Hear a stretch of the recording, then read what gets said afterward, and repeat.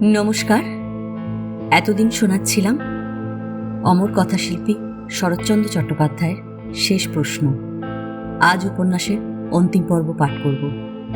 গল্প পাঠ ভালো লাগলে এখনও যারা আমার চ্যানেলটা সাবস্ক্রাইব করেননি তাদের সকলের কাছে অনুরোধ রইল, প্লিজ আমার চ্যানেলটা সাবস্ক্রাইব করে নেবেন আর শেষে অবশ্যই একটা লাইক দিয়ে যাবেন। বাড়িওয়ালা এইমাত্র পুরো মাসের ভাড়া চুকাইয়া লইয়া গেল। ইতস্তত বিক্ষিপ্ত জিনিসপত্রের মাঝখানে বিশৃঙ্খল কক্ষের একধারে ক্যাম্বিসের ইজি চেয়ারে অজিত চোখ বুজিয়া শুইয়া, মুখ শুষ্ক, দেখিলেই বোধহয় চিন্তাগ্রস্ত মনের মধ্যে সুখের লেশমাত্র নাই। কমল বাদাছাদা জিনিসগুলার ফর্দ মিলাইয়া কাগজে টুকিয়া রাখিতেছিল। স্থান ত্যাগের আসন্নতায় কাজের মধ্যে তাহার চঞ্চলতা নাই, যেন প্রাত্যহিক নিয়মিত ব্যাপার, কেবল একটুখানি যেন বেশি নীরব। সান্ধ্যভোজের নিমন্ত্রণ আসিল হরেন্দ্রর নিকট হইতে, লোকের হাতে নয়, ডাকে। অজিত চিঠিখানি পড়িল। আশুবাবুর বিদায় উপলক্ষে এই আয়োজন। পরিচিত অনেককেই আহ্বান করা হইয়াছে। নিচের এক কোণে ছোট্ট করিয়া লেখা, কমল, নিশ্চয় এসো ভাই, নীলিমা। অজিত সেইটুকু দেখাইয়া প্রশ্ন করিল, যাবে নাকি? যাব বই কি, নিমন্ত্রণ জিনিসটা তুচ্ছ করতে পারি আমার এত দর নয়, কিন্তু তুমি?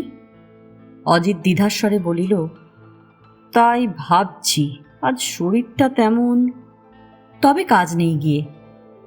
অজিতের চোখ তখনও চিঠির পরে ছিল, নইলে কমলের ঠোঁটের কোণে কৌতুক হাস্যের রেখাটুকু নিশ্চয় দেখিতে পাইত।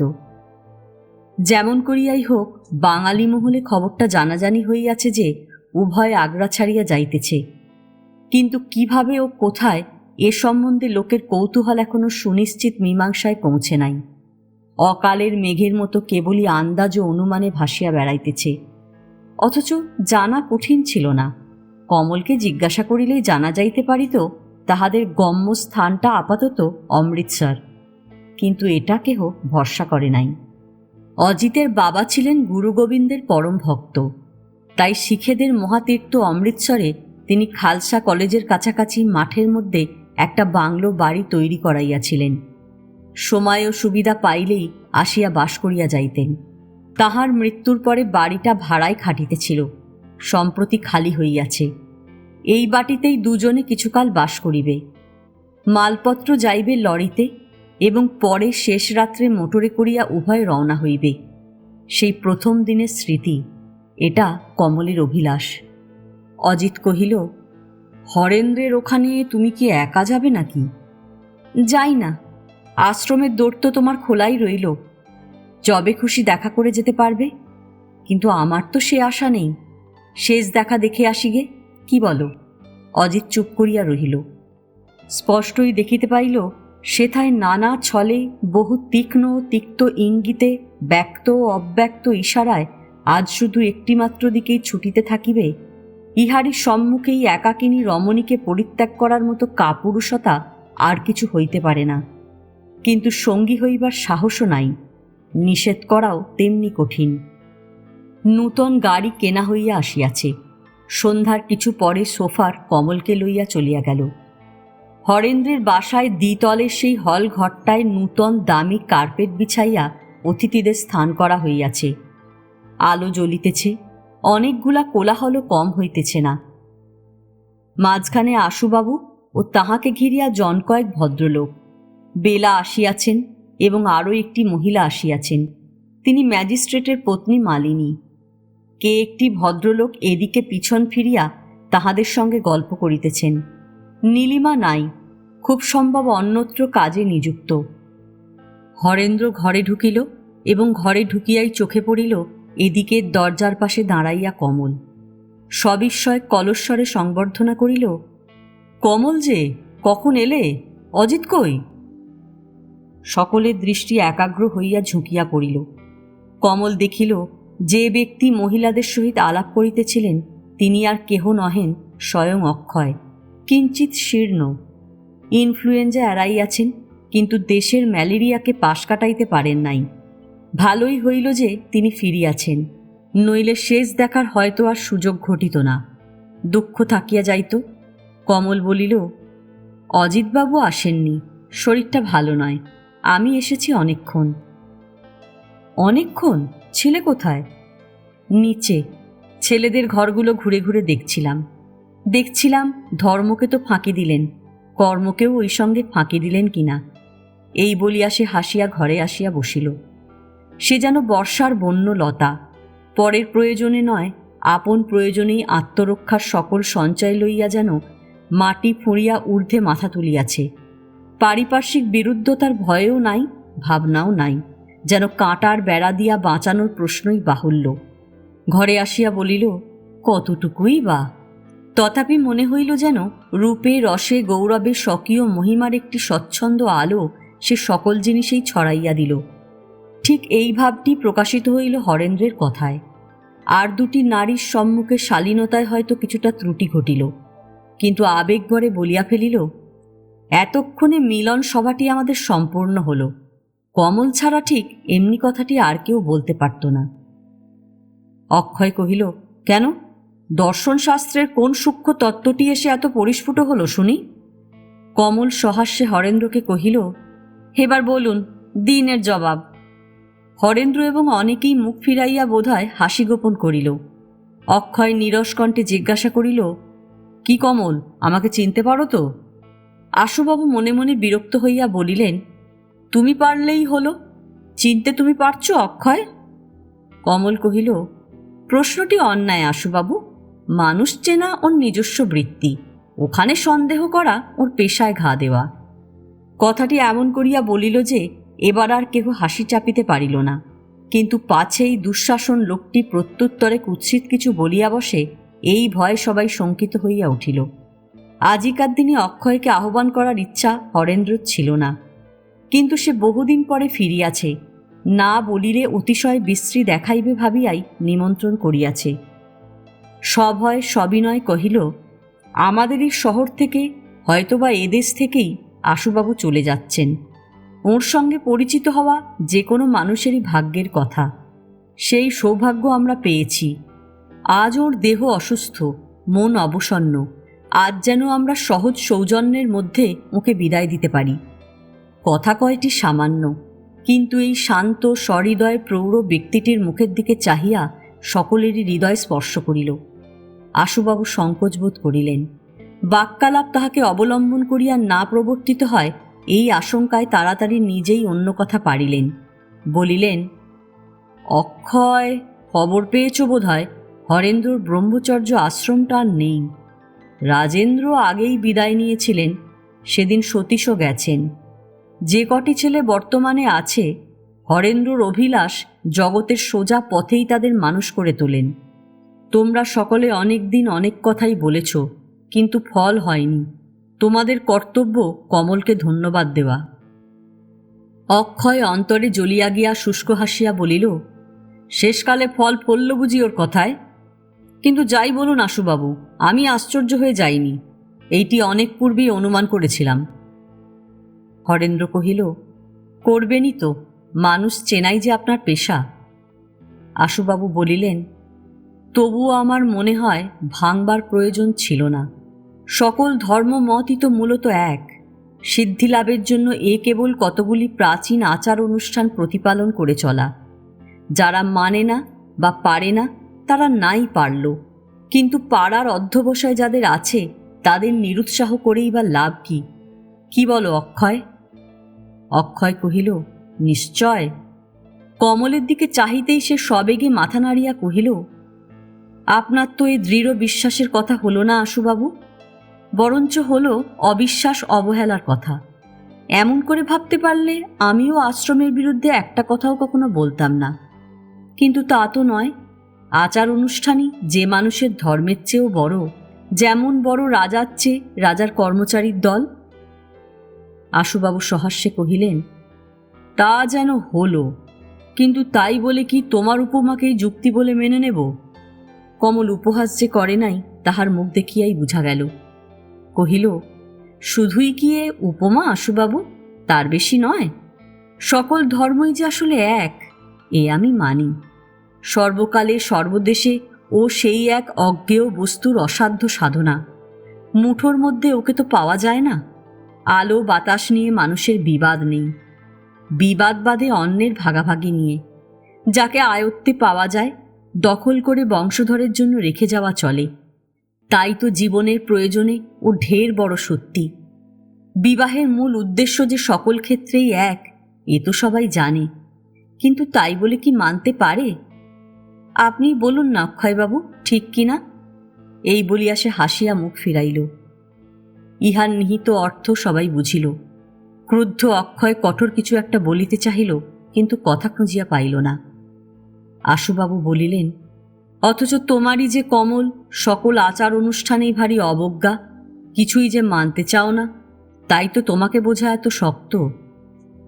কমল বলিল, কিছুই শক্ত নয়, একটিবার সামনের পর্দাটা সরিয়ে দিন, আর কেউ না বুঝুক, আপনার বুঝতে বিলম্ব হবে না। নইলে আপনার স্নেহই বা আমি পেতাম কি করে? মাঝখানে কুয়াশার আড়াল যে নেই তা নয়, কিন্তু তবু তো পেলাম। আমি জানি আপনার ব্যথা লাগে, কিন্তু আচার অনুষ্ঠানকে মিথ্যে বলে আমি উড়িয়ে দিতে তো চাই নে, চাই শুধু এর পরিবর্তন। কালের ধর্মে আজ যা অচল, আঘাত করে তাকে সচল করতেই চাই। এই যে অবজ্ঞা, মূল্য এর জানি বলেই তো। মিথ্যে বলে জানলে মিথ্যের সঙ্গে সুর মিলিয়ে মিথ্যে শ্রদ্ধায় সকলের সঙ্গে সারা জীবন মেনে মেনেই চলতাম, একটুও বিদ্রোহ করতাম না।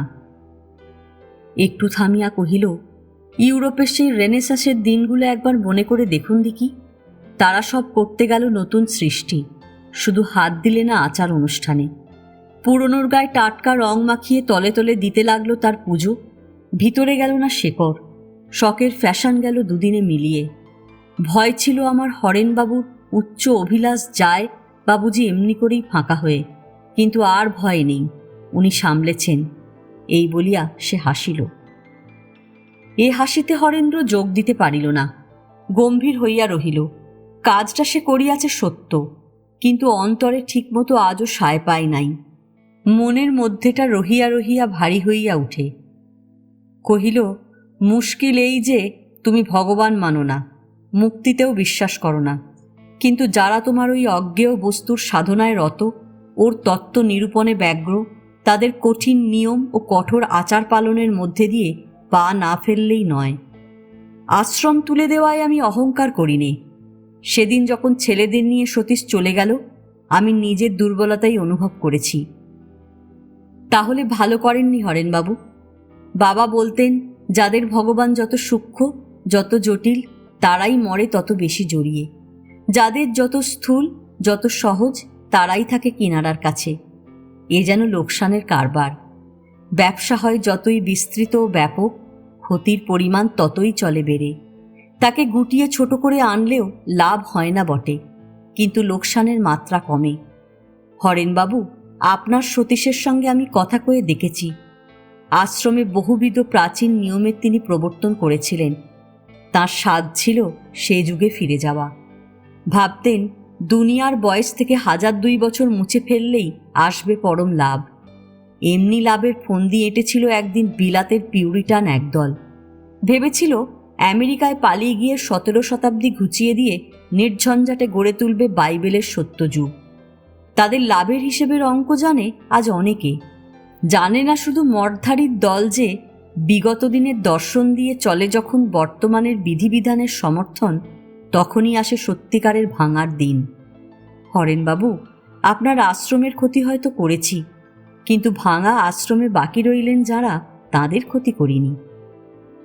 পিউরিটানদের কাহিনী জানিত অক্ষয়, ইতিহাসের অধ্যাপক।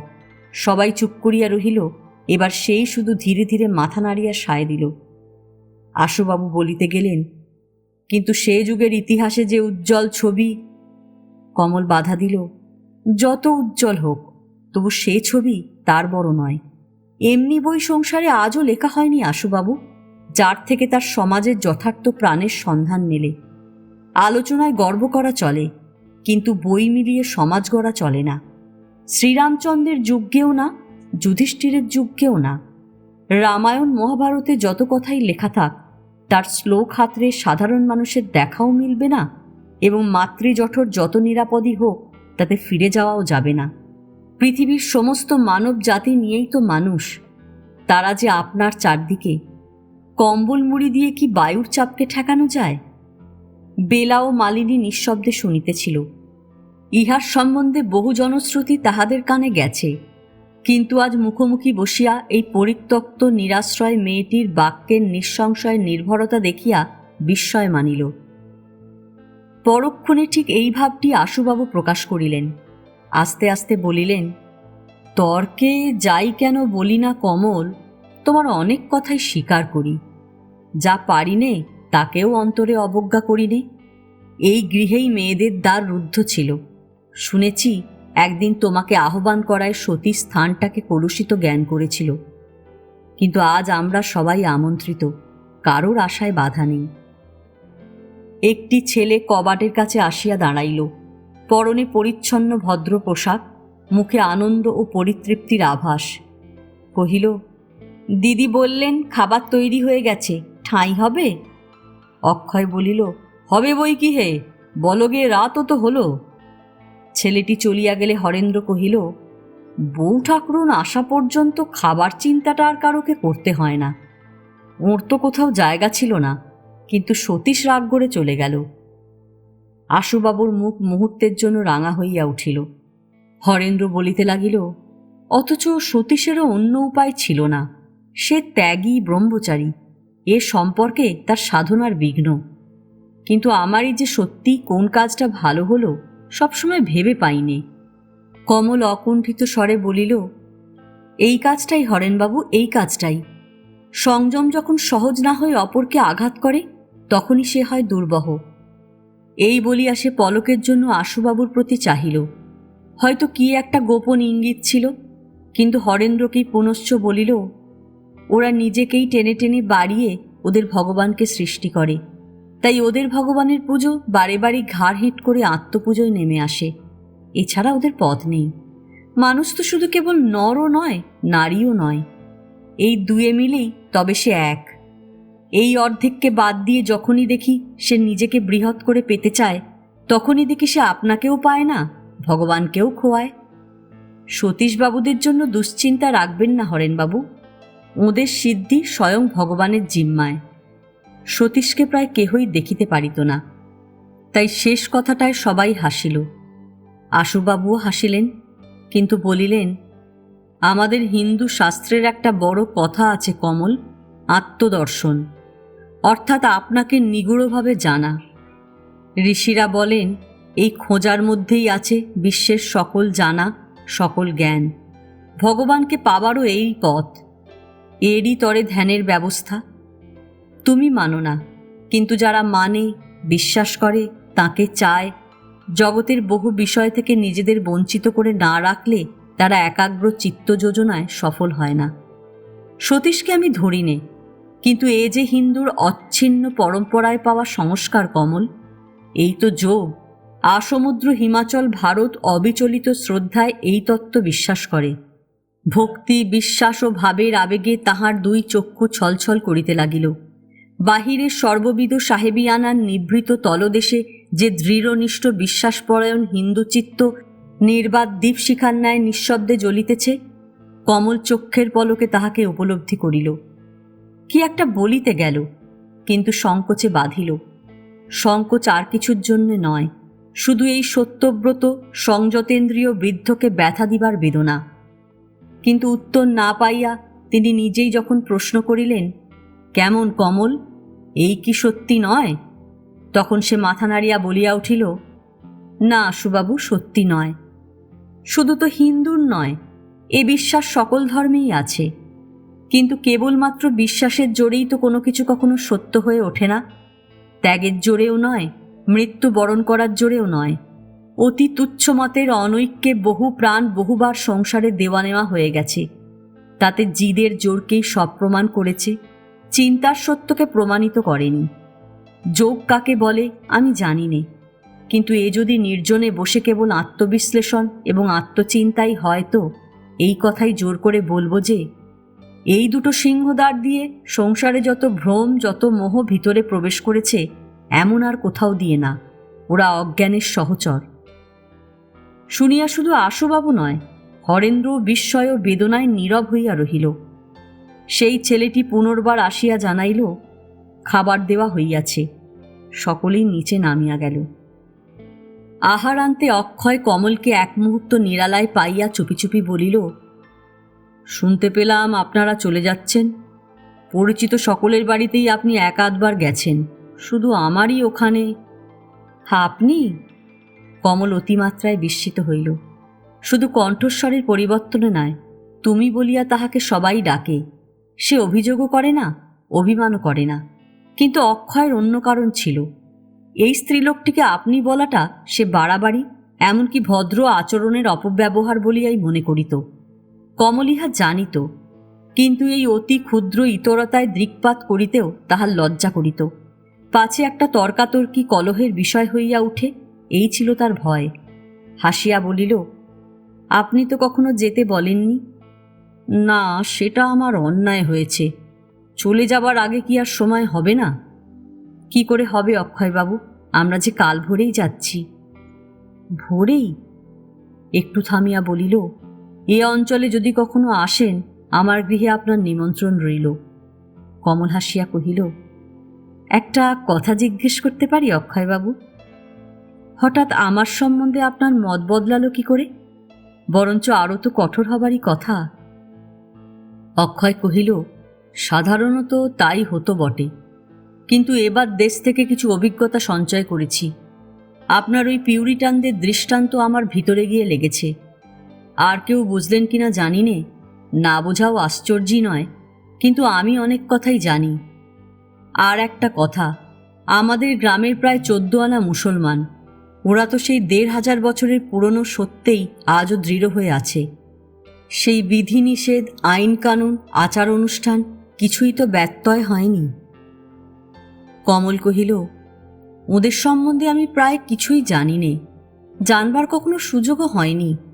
যদি আপনার কথাই সত্যি হয় তো কেবল এইটুকুই বলতে পারি যে ওদেরও ভেবে দেখবার দিন এসেছে। সত্যের সীমা যে কোনো একটা অতীত দিনেই সুনির্দিষ্ট হয়ে যায়নি। এ সত্য ওদেরও একদিন মানতে হবে, কিন্তু উপরে চলুন। না, আমি এখান থেকেই বিদায় নেব। আমার স্ত্রী পীড়িত। এত লোককে দেখেছেন, একবার তাকে দেখবেন না? কমল কৌতূহলবশত জিজ্ঞাসা করিল, তিনি কেমন দেখতে? অক্ষয় কহিল, ঠিক জানি নে। আমাদের পরিবারে ও প্রশ্ন কেউ করে না। বিয়ে দিয়ে 9 বছরের মেয়েকে বাবা ঘরে এনেছিলেন। লেখাপড়া শেখবারও সময় পায়নি, দরকারও হয়নি। রাঁধা বাড়া, বার, ব্রত, পুজো, আহ্নিক নিয়ে আছে। আমাকেই ইহকাল পরকালের দেবতা বলে জানে। অসুখ হলে শুধু ওষুধ খেতে চায় না, বলে স্বামীর পাদত্বকেই সকল ব্যামো সারে। যদি না সারে বুঝবে স্ত্রীর আয়ু শেষ হয়েছে। ইহার একটুখানি আভাস কমল হরেন্দ্রের কাছে শুনিয়াছিল। কহিল, আপনি তো ভাগ্যবান, অন্তত স্ত্রী ভাগ্যে। এতখানি বিশ্বাস এ যুগে দুর্লভ। অক্ষয় কহিল, বোধহয় তাই, ঠিক জানি নে। হয়তো একেই স্ত্রীভাগ্য বলে। কিন্তু মাঝে মাঝে মনে হয় যেন আমার কেউ নেই। সংসারে আমি একেবারে নিঃসঙ্গ, একা। আচ্ছা, নমস্কার। কমল হাত তুলিয়া নমস্কার করিল। অক্ষয় এক পা গিয়াই ফিরিয়া দাঁড়াইয়া বলিল, একটা অনুরোধ করব? করুন। যদি কখনো সময় পান আর আমাকে মনে থাকে, একখানা চিঠি লিখবেন। আপনি নিজে কেমন আছেন, অজিতবাবু কেমন আছে, এই সব। আপনাদের কথা আমি প্রায় ভাবব। আচ্ছা, চললাম, নমস্কার। এই বলিয়া অক্ষয় দ্রুত প্রস্থান করিল এবং সেইখানেই কমল স্তব্ধ হইয়া দাঁড়াইয়া রহিল। ভালো মন্দর বিচার করিয়া নয়, শুধু এই কথাই তাহার মনে হইল যে এই সেই অক্ষয়, এবং মানুষের জানার বাহিরে এইভাবে এই ভাগ্যবানের দাম্পত্য জীবন নির্বিঘ্ন শান্তিতে বহিয়া চলিয়াছে। একখানি চিঠির জন্য তাহার কি কৌতূহল, কি সকাতর প্রার্থনা! উপরে আসিয়া দেখিল নীলিমা ব্যতীত সবাই যথাস্থানে উপবিষ্ট। এ তাহার স্বভাব, বিশেষ কেহ কিছু মনে করে না। আশুবাবু বলিলেন, হরেন্দ্র একটি চমৎকার কথা বলছিলেন কমল। শুনলে হঠাৎ হেঁয়ালি বলে ঠেকে, কিন্তু বস্তুতই সত্য। বলছিলেন, লোকে এইটি বুঝতে পারে না যে প্রচলিত সমাজবিধি লঙ্ঘন করার দুঃখ শুধু চরিত্রবল ও বিবেকবুদ্ধির জোরেই সহা যায়। মানুষের বাইরের অন্যায়টাই দেখে অন্তরের প্রেরণার খবর রাখে না। এইখানেই যত দ্বন্দ্ব, যত বিরোধের সৃষ্টি। কমল বুঝিল ইহার লক্ষ্য সে এবং অজিত, সুতরাং চুপ করিয়া রহিল। এ কথা বলিল না যে উচ্ছৃঙ্খলতার জোরেও সমাজবিধি লঙ্ঘন করা যায়। দুর্বুদ্ধি ও বিবেকবুদ্ধি এক পদার্থ নয়। বেলা ও মালিনী উঠিয়া দাঁড়াইল। তাহাদের যাবার সময় হইয়াছে। কমলকে সম্পূর্ণ অগ্রাহ্য করিয়া তাহারা হরেন্দ্র ও আশুবাবুকে নমস্কার করিল। এই মেয়েটির সম্মুখে সর্বক্ষণই তাহারা নিজেদের ছোট মনে করিয়াছে। শেষ বেলায় তাহার শোধ দিল উপেক্ষা দেখাইয়া। চলিয়া গেলে আশুবাবু সস্নেহে কহিলেন, কিছু মনে করো না মা, এছাড়া ওদের আর হাতে কিছু নেই। আমিও তো ওই দলের লোক, সবই জানি। আশুবাবু হরেন্দ্রের সাক্ষাতে আজ এই প্রথম তাহাকে মা বলিয়া ডাকিলেন। কহিলেন, দৈবাৎ ওরা পদস্থ ব্যক্তিদের ভার্যা, হাই সার্কেলের মানুষ, ইংরেজি বলা কওয়া, চলাফেরা, বেশভূষায় আপ টু ডেট। এটুকু ভুললে যে ওদের একেবারে পুঁজিতে ঘা পড়ে কমল। রাগ করলেও ওদের প্রতি অবিচার হয়। কমল হাসি মুখে কহিল, রাগ তো করিনি।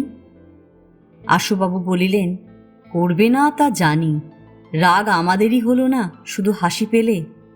কিন্তু তুমি বাসায় যাবে কি করে মা? আমি কি তোমাকে পৌঁছে দিয়ে বাড়ি যাব? বাহ, নইলে যাব কি করে? পাছে লোকের চোখে পড়ে এই বয়সে নিজেদের মোটর ফিরাইয়া দিয়াছিল। বেশ, তাই হবে, কিন্তু আর দেরি করাও হয়তো উচিত হবে না, কি বলো? সকলেরই স্মরণ হইল যে তিনি আজও সম্পূর্ণ সারিয়া ওঠেন নাই। সিঁড়িতে জুতার শব্দ শোনা গেল এবং পরক্ষণে সকলে পরম বিস্ময় নিরীক্ষণ করিল যে দ্বারের বাহিরে আসিয়া অজিত দাঁড়াইয়াছে। হরেন্দ্র কলকণ্ঠে অভ্যর্থনা করিল, hello, better late than never. এ কি সৌভাগ্য ব্রহ্মচর্যাশ্রমের। অজিত অপ্রতিভ হইয়া বলিল, নিতে এলাম, এবং চক্ষের পলকে একটা অভাবিত দুঃসাহসিকতা তাহার ভিতরের কথাগুলো সজোরে ঠেলিয়া গলা দিয়া বাহির করিয়া দিল। কহিল, নইলে তো আর দেখা হতো না। আমরা আজ ভোর রাত্রেই দুজনে চলে যাচ্ছি। আজই? এই ভোরে? হ্যাঁ, আমাদের সমস্ত প্রস্তুত। ওইখান থেকে আমাদের যাত্রা হবে শুরু। ব্যাপারটা অজানা নয়, তথাপি সকলেই যেন লজ্জায় ম্লান হইয়া উঠিল। নিঃশব্দ পদক্ষেপে নীলিমা আসিয়া ঘরের একপাশে বসিল। সংকোচ কাটাইয়া আশুবাবু মুখ তুলিয়া চাহিলেন। কথাটা তাহার গলায় একবার বাঁধিল। তারপরে ধীরে ধীরে বলিলেন, হয়তো আর কখনো আমাদের দেখা হবে না। তোমরা উভয়ই আমার স্নেহের বস্তু। যদি তোমাদের বিবাহ হতো, আমি দেখে যেতে পেতাম। অজিত সহসা যেন কুল দেখিতে পাইল। ব্যগ্রকণ্ঠে কহিয়া উঠিল, এ জিনিস আমি চাইনি আশুবাবু, এ আমার ভাবনার অতীত। বিবাহের কথা বারবার বলেছি, বারবার মাথা নেড়ে কমল অস্বীকার করেছে। নিজের যাবতীয় সম্পদ যা কিছু আমার আছে সমস্ত লিখে দিয়ে নিজেকে শক্ত করে ধরা দিতে গেছি। কমল কিছুতে সম্মত হয়নি। আজ এদের সম্মুখে তোমাকে আবার মিনতি করি কমল, তুমি রাজি হও। আমার সর্বস্ব তোমাকে দিয়ে ফেলে বাঁচি, ফাঁকির কলঙ্ক থেকে নিষ্কৃতি পাই। নীলিমা অবাক হইয়া চাহিয়া রহিল। অজিত স্বভাবত লাজুক প্রকৃতির। সর্বসমক্ষে তাহারই অপরিমেয় ব্যাকুলতায় সকলের বিস্ময়ের সীমা রহিল না। আজ সে আপনাকে নিঃসত্ব করিয়া দিতে চায়। নিজের বলিয়া হাতে রাখিবার আজ তাহার এতটুকু প্রয়োজন নাই। কমল তাহার মুখের প্রতি চাহিয়া কহিল, কেন, তোমার এত ভয় কিসের? ভয় আজ না থাক, কিন্তুর দিন আগে তো আসুক। এলে যে তুমি কিছুই নেবে না জানি। কমল হাসিয়া বলিল, জানো? তাহলে সেইটেই হবে তোমার সবচেয়ে শক্ত বাঁধন। একটু থামিয়া বলিল, তোমার মনে নেই একদিন বলেছিলাম, ভয়ানক মজবুত করবার লোভে অমন নিরেট নিশ্ছিদ্র করে বাড়ি গাঁথতে চেও না। ওতে মরার কবর তৈরি হবে, জ্যান্ত মানুষের শোবার ঘর হবে না। অজিত বলিল, বলেছিলে জানি আমাকে বাঁধতে চাও না, কিন্তু আমি যে চাই, তোমাকেই বা কি দিয়ে আমি বেঁধে রাখবো কমল? কই সে জোর?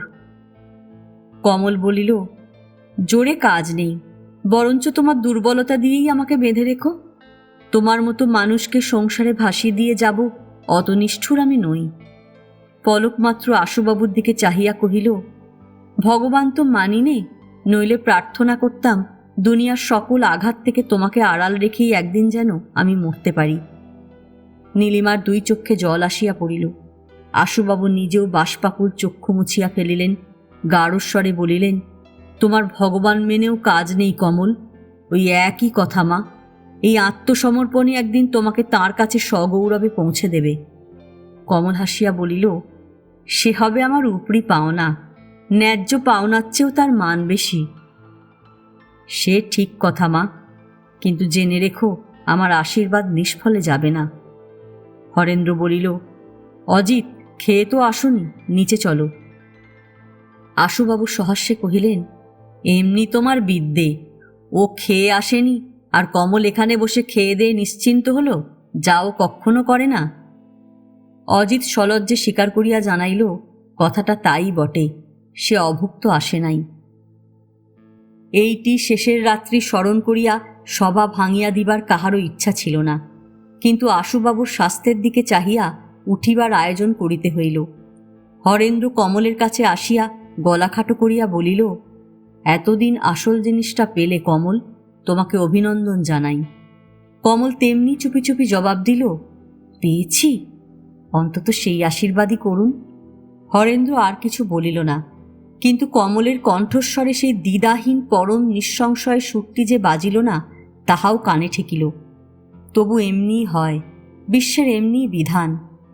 দ্বারের আড়ালে ডাকিয়া নীলিমা চোখ মুছিয়া বলিল, কমল, আমাকে ভুলো না যেন। ইহার অধিক সে বলিতে পারিল না।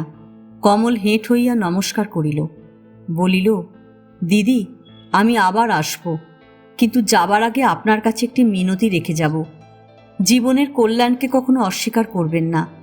তার সত্য রূপ আনন্দের রূপ। এই রূপে সে দেখা দেয়, তাকে আর কিছুতেই চেনা যায় না। আর যাই কেন না করো দিদি, অবিনাশবাবুর ঘরে আর বেগার খাটতে রাজি হইও না। নীলিমা কহিল, তাই হবে কমল। আশুবাবু গাড়িতে উঠিলে কমল হিন্দু রীতিতে পায়ের ধুলা লইয়া প্রণাম করিল। তিনি মাথায় হাত রাখিয়া আর একবার আশীর্বাদ করিলেন, বলিলেন, তোমার কাছ থেকে একটি খাঁটি তত্ত্বের সন্ধান পেয়েছি কমল। অনুকরণে মুক্তি আসে না, মুক্তি আসে জ্ঞানে। তাই ভয় হয় তোমাকে যা মুক্তি এনে দিলে, অজিতকে হয়তো তাই অসম্মানে ডোবাবে। তার থেকে তাকে রক্ষে করো মা, আজ থেকে সে ভার তোমার। ইঙ্গিতটা কমল বুঝিল। পুনশ্চ বলিতে লাগিলেন, তোমার কথাই তোমাকে মনে করিয়ে দিই। সেদিন থেকে আমি বহুবার ভেবেছি যে ভালোবাসার সুচিতার ইতিহাসই মানুষের সভ্যতার ইতিহাস, তার জীবন, তার বড় হবার ধারাবাহিক বিবরণ।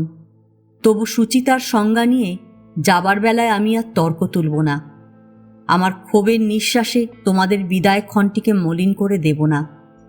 কিন্তু বুড়োর এই কথাটি মনে রেখো কমল, আদর্শ, আইডিয়াল শুধু দু চারজনের জন্যই, তাই তার দাম। তাকে সাধারণ্যে টেনে আনলে সে হয় পাগলামি, তার শুভ যায় ঘুচে, তার ভার হয় দুঃসহ। বৌদ্ধদের যুগ থেকে আরম্ভ করে বৈষ্ণবদের দিন পর্যন্ত এর অনেক দুঃখের নজির পৃথিবীতে ছড়িয়ে আছে। সেই দুঃখের বিপ্লবী কি সংসারে তুমি এনে দেবে মা? কমল মৃদুকণ্ঠে বলিল, এ যে আমার ধর্ম কাকাবাবু। ধর্ম? তোমারও ধর্ম? কমল কহিল, হ্যাঁ। যে দুঃখকে ভয় করছেন কাকাবাবু, তারই ভেতর দিয়ে আবার তার চেয়েও বড় আদর্শ জন্মলাভ করবে। আবার তারও যেদিন কাজ শেষ হবে, সেই মৃতদেহের সার থেকে তার চেয়েও মহত্তর আদর্শের সৃষ্টি হবে। এমনি করেই সংসারের শুভতরের পায়ে আত্মবিসর্জন দিয়ে আপন ঋণ পরিশোধ করে। এই তো মানুষের মুক্তির পথ। দেখতে পান না কাকাবাবু, সতীদাহের বাইরের চেহারাটা রাজশাসনে বদলালো, কিন্তু তার ভিতরের দাহ আজও তেমনি জ্বলছে, তেমনি করেই ছাই করে আনছে। এ নিববে কি দিয়ে? আশুবাবু কথা কহিতে পারিলেন না, শুধু একটা দীর্ঘ নিঃশ্বাস ফেলিলেন, কিন্তু পরক্ষণেই সহসা বলিয়া উঠিলেন, কমল, মণিমায়ের বন্ধন যে আজও কাটাতে পারিনি। তাকে তোমরা বলো মোহ, বলো দুর্বলতা, কি জানি সে কি, কিন্তু এ মোহ যেদিন ঘুচবে, মানুষের অনেকখানি সেই সঙ্গে ঘুচে যাবে মা। মানুষের এ বহু তপস্যার ধন। আচ্ছা, আসি। বাসদেও, চলো। টেলিগ্রাফ পিয়ন সাইকেল থামাইয়া রাস্তায় নামিয়া পড়িল। জরুরি তার। হরেন্দ্র গাড়ির আলোতে খাম খুলিয়া পড়িল। দীর্ঘ টেলিগ্রাম আসিয়াছে মথুরা জেলার একটা ছোট সরকারি হাসপাতালের ডাক্তারের নিকট হইতে। বিবরণটা এইরূপ: গ্রামের এক ঠাকুর বাড়িতে আগুন লাগে। বহুদিনের বহু লোকপূজিত বিগ্রহ মূর্তি পুড়িয়া ধ্বংস হইবার উপক্রম হয়। বাঁচাইবার কোনো উপায় আর যখন নাই, সেই প্রজ্বলিত গৃহ হইতে রাজেন্দ্র মূর্তিটিকে উদ্ধার করে। দেবতা রক্ষা পাইলেন, কিন্তু রক্ষা পাইল না তাহার রক্ষাকর্তা। 2 দিন নীরবে অব্যক্ত যাতনা সহিয়া আজ সকালে সে গোবিন্দজির বৈকুণ্ঠে গিয়াছে।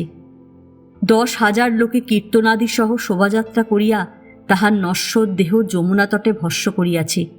মৃত্যুকালে এই সংবাদটা আপনাকে সে দিতে বলিয়াছে।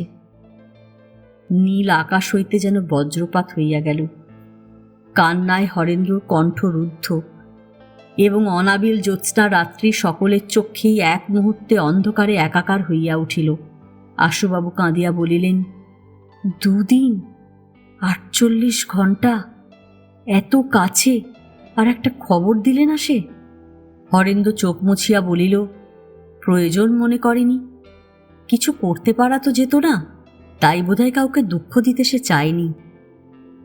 আশুবাবু যুক্ত হাত মাথায় ঠেকাইয়া বলিলেন, তার মানে দেশ ছাড়া আর কোনো মানুষকেই সে আত্মীয় বলে স্বীকার করেনি। শুধুই দেশ, এই ভারতবর্ষটা। তবু বলি, ভগবান, তোমার পাই তাকে স্থান দিও। তুমি আর যাই করো, এই রাজেনের জাতটাকে তোমার সংসারে যেন বিলুপ্ত করো না। বাজদেও, চালাও। এই শোকের আঘাত কমলের চেয়ে বেশি বোধ করি আর কাহারও বাজে নাই, কিন্তু বেদনার বাষ্পে কণ্ঠকে সে আচ্ছন্ন করিতে দিল না। চোখ দিয়া তাহার আগুন বাহির হইতে লাগিল। বলিল, দুঃখ কিসের? সে বৈকুণ্ঠে গেছে। হরেন্দ্রকে কহিল, কাঁদবেন না হরেনবাবু, অজ্ঞানের বলি চিরদিন এমনি করেই আদায় হয়।